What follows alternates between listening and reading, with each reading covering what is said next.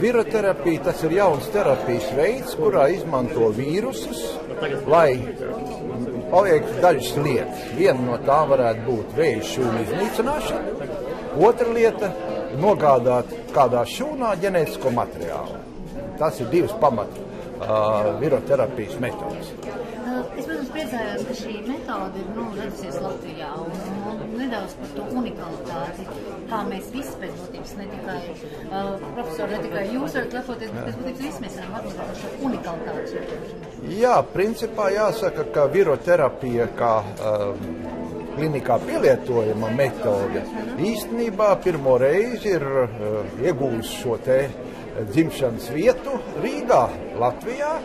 Un pirmais vīrus, kurš īstenībā rietumu pasaulē bija pieejams un ir pieejams onkoloģisko saslimšanu ārstēšanai, ir tieši Rigvīr, kuru atklāja profesora Muceniece, bet kas tagad tiek attīstīts un pilnveidots, un terapijas metodas tiek pilnveidots, un arī ļoti daudzi pacienti no visas plašās pasaules dodas uz Latviju, tieši tāpēc, ka te ir Rigvīr.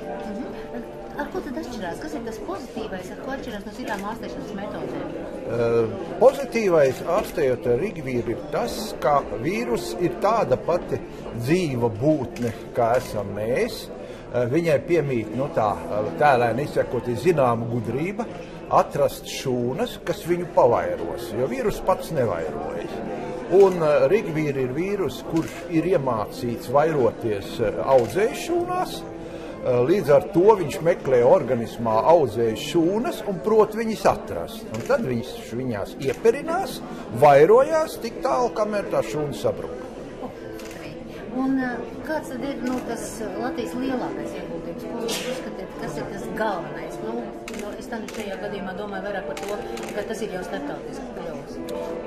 Redziet, galvenais ieguldījums ir iedrošināt visu pasauli, ka ir iespējams izmantot cilvēces niknāko ienaidnieku vīrusu, pret kuru praktiski zāļu, tā teiksim, ja par vīrusiem runājam, par virālām saslimšanām kopumā, atrast ir ļoti grūti un tās pamatā ir kaitīgas zāles, tad šajā gadījumā ir atrasts nekaitīgs normālām šūnām, bet nāvējošs vēža šūnām vīrus.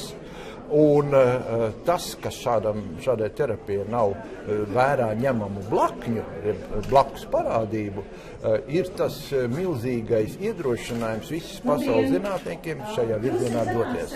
Cik svarīgi ir šodien pulcējās speciālisti šajā jomā konferencē, cik svarīgi satikties, izrunāt, apkopot informāciju, cik svarīgi ir būt kopā?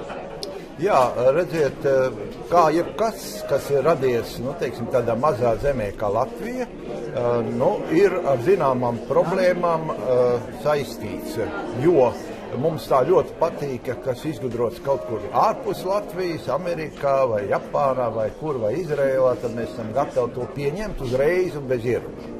Ja kas ir izgudrots Latvijā, tad ir jāapšauba, bet šīs šaubas var kliedēt vienīgi un tikai šī kliniskā un zinātniskā pieredze, un taisni tāpēc ir jārīko šādas konferences un ir jāinformē pirmām kārtām jau ārstu sabiedrību par to, kas īsti šai nozarē notiek, jo jau Rigvīram ir pirmais sekotājs Amerikas Savienotās valstīs, kas gan ir konstruēts mākslīgi. Rigvīra ir dabīgs vīrus, un tāpēc no viņu nevar sagaidīt nekādas pārsteigumus attiecībā uz ietekmi uz cilvēku organismu.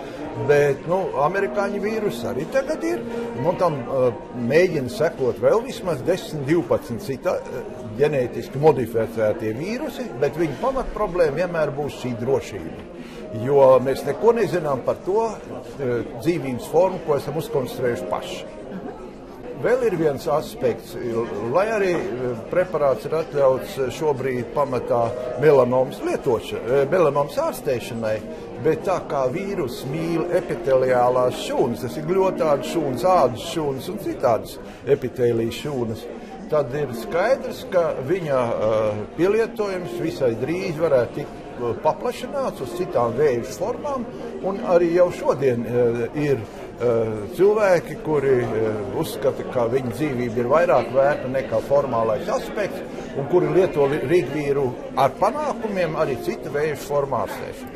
Kā jau teicu, tad pamatā tie ir audzēji, kas ir saistīti ar bļotādām, tas ir kuņģi zarnu trakts, tas ir plaušas, tas ir, teiksim, dažādi ar epitēliju klāta orgāni, pieņemsim niere, kura patiesībā ir ļoti grūti audzēju ārstēšana, ja tie ir skāruši nieri, un veselu virkni citu formu, bet tās pamatā viss ir saistīts tieši ar bļotādām vai epiteliālajām šūpām.